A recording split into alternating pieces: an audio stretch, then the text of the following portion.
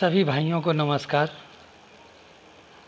आप सभी का हमारे YouTube चैनल सेवा परमो धर्म पर स्वागत है। आज हम यहाँ पर उपभोक्ता संरक्षण अधिनियम 2019 के विषय में बात करेंगे। ऐसे तो ये कानून बहुत सारी खूबियों से भरा हुआ है, लेकिन यदि हम एक ही वीडियो में इसकी सारी चर्चा करने लगेंगे तो वीडियो काफ़ी लंबी बन जाएगी।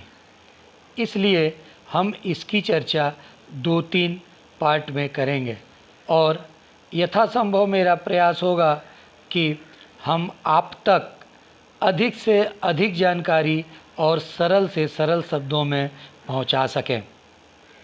तो इसी उम्मीद के साथ हम आगे बढ़ते हैं। जैसा कि हम सुनते आ रहे हैं, ग्राहक एव राजा, ग्राहक ही राजा है। तो हम ग्राहक को राजा क्यों कहते हैं? ग्राहक को राजा इसलिए कहते हैं क्योंकि ग्राहक अपने ज़रूरत की चीज़ें किसी मैन्युफैक्चरर या सर्विस प्रोवाइडर से लेता है। अब मैन्युफैक्चरर या सर्विस प्रोवाइडर है तो वो दो ही काम करेगा, या तो कोई फैक्ट्री डालेगा या तो कोई ऑफिस खोलेगा। तो ऑफिस हो या फैक्ट्री हो, उसका एक ऑनर होता है, एक मालिक होता है और वो कुछ कर्मचारी रखता है। कर्मचारी किसी सेवा की सर्विस देते हैं या वो प्रोडक्शन करते हैं। तो ऑनर और एम्प्लॉइज, मालिक और कर्मचारी, ये दोनों भी किसी न किसी चीज़ के कंज्यूमर यानी कि उपभोक्ता ही हुए। अब ये जो सर्विस देते हैं या गुड्स देते हैं, उनसे इनकम होती है। इनकम पे सरकार को टैक्स मिलता है। जो हमारे यहाँ प्रोडक्शन होगा, इनकम होगी, उससे हमारी जीडीपी बढ़ती है। हम अपने किसी और वीडियो में, नेक्स्ट वीडियो में आपको जीडीपी के संदर्भ में भी जो मेरी जानकारी है आपके साथ साझा करेंगे। तो जीडीपी बढ़ती है, इससे सरकार को टैक्स मिलता है। और सरकार इस टैक्स को किसके लिए खर्च करती है? सरकार टैक्स के द्वारा जो पैसा मिलता है, ये विभिन्न कार्य योजनाओं के माध्यम से पब्लिक यानी कि कंज्यूमर यानी ग्राहक के लिए खर्च करती है। तो ग्राहक से शुरू हुआ और ये सारा आपका प्रोसेस आके ग्राहक पे ही ख़त्म हुआ। इसलिए हम ग्राहक को राजा कहते हैं। अब दूसरी बात है कि ग्राहक यदि राजा है तो ग्राहक को संरक्षण की आवश्यकता क्यों पड़ी? ऐसा कानून क्यों बनाना पड़ा? देखिए, बहुत सीधी सी बात है। हम सभी शुरू से लेके आज तक कुछ न कुछ उपभोग करते रहते हैं और यहाँ तक कि मृत्युपरांत भी हम कुछ चीज़ों का उपयोग करते हैं। तो यदि हम कोई चीज़ खरीदे और हमें उसमें दिक्कतें आईं तो क्या होगा? हम शिकायत करेंगे। शिकायत अगर अगला सुनता है, दूर करता है तो ठीक, नहीं तो हमारे सामने रास्ता बचता है कि हम सिविल कोर्ट में जाएं। अब सिविल कोर्ट में पहले से ही इतनी भीड़ है, पहले से ही इतने केस पड़े हैं। अगर हम वहां जाते तो ये काफ़ी लंबा विषय हो जाता, फिर उसके बाद समय बहुत ज़्यादा लगता।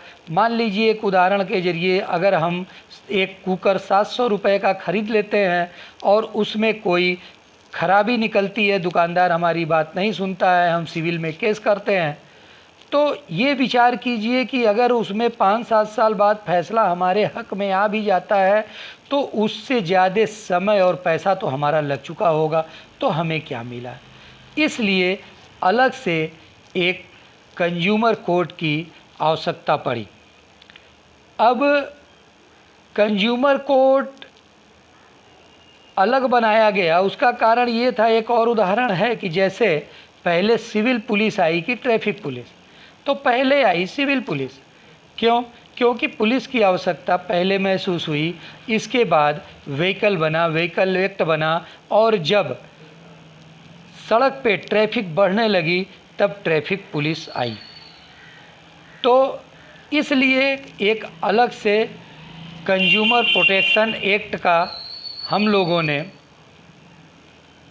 हमारी सरकारों ने विचार किया और एक नया कंज्यूमर प्रोटेक्शन एक्ट ले आए।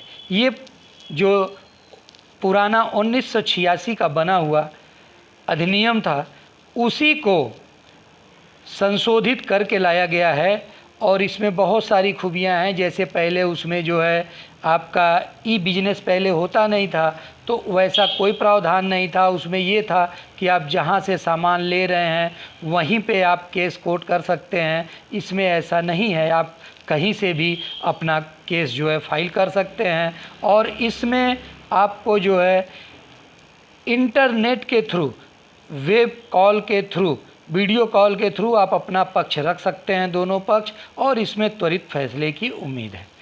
इसमें सबसे बड़ी चीज़ जो है कि कंज्यूमर को इस बात की जानकारी होनी चाहिए, क्योंकि अधिकतर कानून जिनके विरुद्ध होता है वो तो इसकी जानकारी पढ़ लेते हैं अपने बचाव के लिए, लेकिन जिनके फेवर में होता है उन्हें ही नहीं पता होता है कि ये कानून किस तरह से हमारी सुरक्षा करेगा, ये किस तरह से हमारे लिए हितोपयोगी है।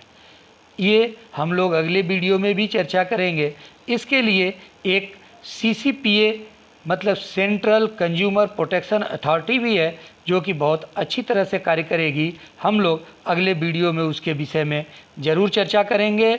और इसमें एक और नया संशोधन है कि जैसे पहले होता था कि लोग भ्रामक विज्ञापन कर देते थे, ये खाने से आप लंबे हो जाएंगे, ये क्रीम लगाने से गोरे हो जाएंगे, ये लगाने से आप पतले हो जाएंगे, ऐसा भ्रामक कोई भी प्रचार नहीं चलेगा।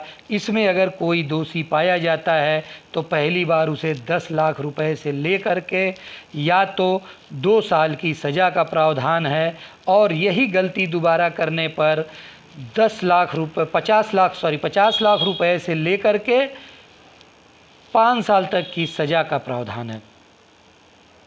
तो ऐसा